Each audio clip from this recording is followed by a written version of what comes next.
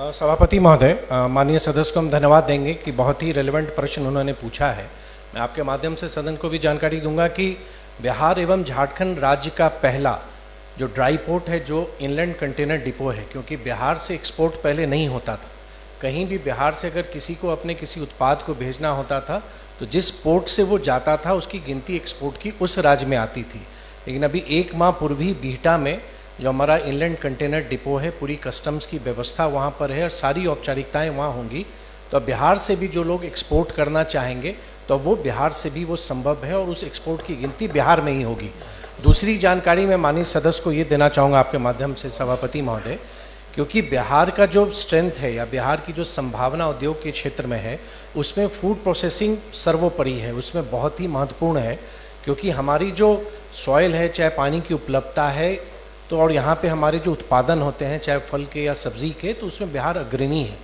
उसको हम लोग देखते हुए अभी राज्य सरकार ने हम लोग एक नीति पर हम काम कर रहे हैं। अभी वो नीति की स्वीकृति मंत्रिपरिषद से मिलना अभी शेष है।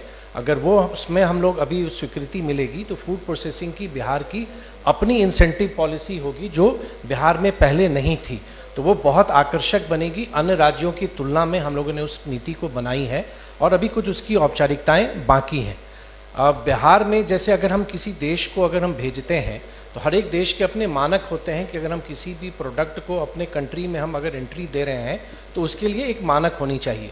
तो हमारे पास ना पहले पैक हाउस था कि हम उनके हिसाब से हम पैकिंग कर सकें, ना हमारे पास कोई ई रेडिएशन की व्यवस्था थी कि उसका जो एक सर्टिफिकेशन होगा तभी वो मान्य होगा। माननीय सदस्य ने जो विषय उठाया, जो मुजफ्फरपुर में भारत सरकार द्वारा फूड पार्क एक हमारा स्वीकृत है, अभी वहाँ पर आधारभूत संरचना का निर्माण हम लोग के द्वारा वहाँ किया जा रहा है और फूड प्रोसेसिंग में अभी 2 तारीख को ही भारत सरकार के साथ मिलकर एक बहुत बड़ा इन्वेस्टर समिट भी हम लोग पटना में कर रहे हैं, जो फूड प्रोसेसिंग सेक्टर से ही जुड़ा हुआ है और उसी पर है।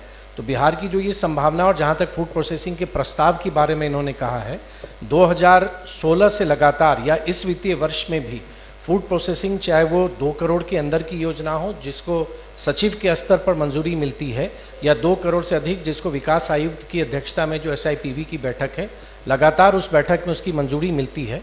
मैं पूरी सूची माननीय सदस्य को उपलब्ध करा दूंगा कि वो देख सकेंगे कि खाद्य प्रसंस्करण में बिहार की जो संभावना है उस संभावना को टैप करने के लिए या उस संभावना पर हम बेहतर परिणाम दे सके, बिहार सरकार लगातार उस पर कार्य कर रही है।